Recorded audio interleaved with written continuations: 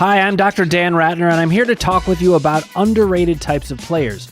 Why are we doing this? Well, during the draft and throughout the season, you want the best players possible at every position, but you're also going to need to fill certain weak spots. Every team has them, and you often will need to get creative to address areas of need well. So where are you going to find that extra value?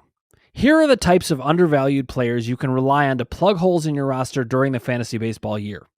Number 1, position flexibility. In every draft, it's good to find a player or two that has eligibility at multiple positions. Some call such players Swiss Army knives because of their multifunctional aspect. These players allow you to respond to injuries, slumping players, busts, disappointments, and more because you can slot them into your weakest spot and have many more options to fill another hole. For example, if your starting second baseman goes down, you can slot in a guy with position flexibility to that position and replace a different position instead. Some positions are easier to replace than others, outfield in particular. But the utility spot means you can use a position flexibility player to fill a tougher hole and then just bring in the best hitter possible for utility. Position flexibility gives you more solutions. Now up next, middle relievers. Middle relievers could be considered the position flexibility version of pitchers. If you have one with starting pitching eligibility, you can get more solid innings in per day. But middle relievers are also incredibly valuable in other ways. For one thing, there are hundreds of them that can help you. If a starting pitcher goes down, or you didn't draft pitching as well as you hoped, or even if you just want even better numbers, middle relievers are gold. There's a reason failed starting pitchers often thrive as relievers. It may be because they only have to face hitters once per game, but many of them tend to excel in these roles. Every year, at least 50 of these guys emerge from seemingly out of nowhere. You have to remember, everyone who gets anywhere near the major leagues is really good. It's more about unlocking their potential, and teams often find a way to do that with middle relievers. Now, why are middle relievers so good?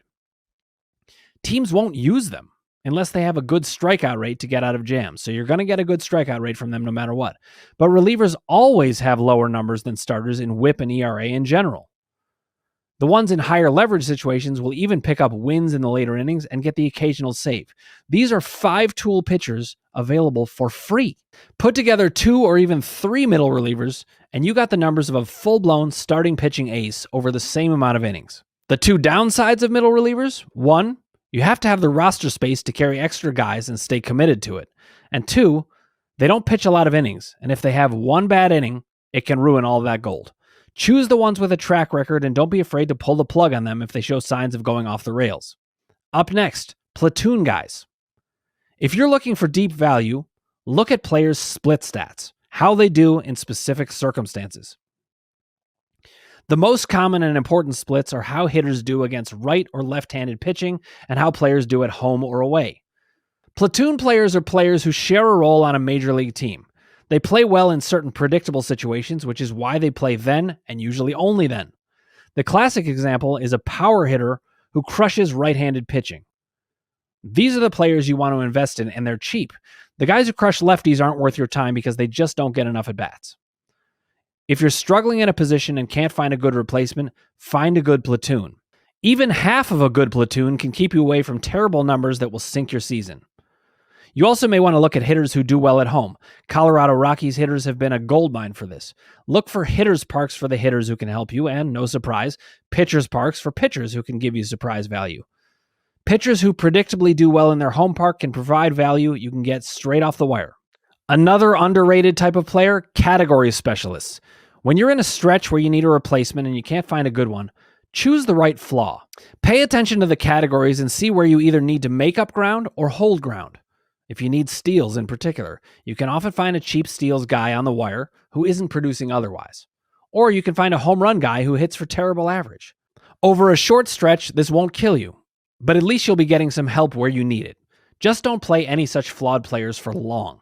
If anything, platoon them with a good split stats player. Here's another way to get great value. Elite backup closers. You'll probably have to draft most of the elite backup closers, but you can still get them in later rounds.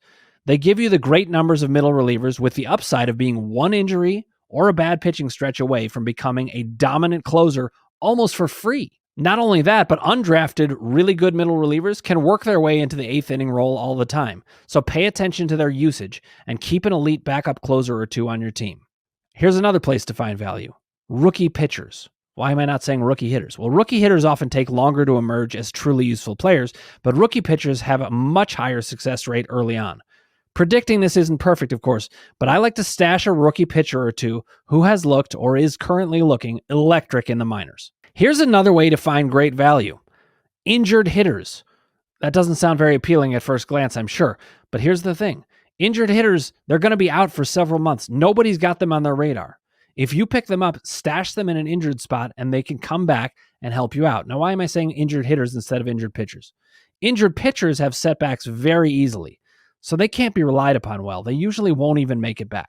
But hitters do tend to meet their recovery timelines quite well, especially guys who don't rely on speed. So stash a good power hitter if you have any ability to do so. Scoop up guys that are going to be out for 2 months or even half the year. You can even scoop up guys who have been suspended. A lot of times these are not on people's radars, but if they have the talent, they should have a place on your roster. 2 more tips for finding underrated players. BABIP corrections, I'll get into what that means in a second, and breakouts. BABIP corrections. What is BABIP? Batting average on balls in play. This is an advanced stat that tells whether players are getting lucky. If players have been getting unlucky, it's going to show up in these numbers, and what you can bet on is regression to the mean. What do I mean by that? They're going to end up being the player they always were. If they're getting unlucky, take advantage of that because their value is lower and you can roster them. Now, how about breakouts? You can't always predict when a breakout's going to happen, but you can see signs of it. Younger players who are on a tear have sometimes finally figured it all out. Older players with a bigger track record can't be trusted to break out in the same way. So if they're on a tear, you may not want to trust it because you've seen their track record. But if they went to a new team, it could be that a coach helped unlock their potential. Go with the hot hand, especially in the younger players, for a while, and see if you can catch lightning in a bottle. Actually, you know what? I do have one more tip for players that are underrated that you should watch out for. It's similar to breakouts, but it's with pitchers. Big strikeout guys who are trying to figure out their control. Once they do, that's going to unlock their potential. So the main stat you want to look out for a breakout is strikeout potential. Without it, the pitcher is going to hurt you in one category and has no chance of becoming an impact player. Go where the potential seems large if you want to take a chance on someone. Just be patient and don't plug them into your lineup right away because one bad outing can really wreck your numbers. Look for all the ways to find value on the waiver wire. It's free value if you know where to look. If you need help with any aspect of your game or have any fantasy baseball questions, leave your comments below and we'll get back to you. Click like, hit subscribe, and see you on the Fake Diamond.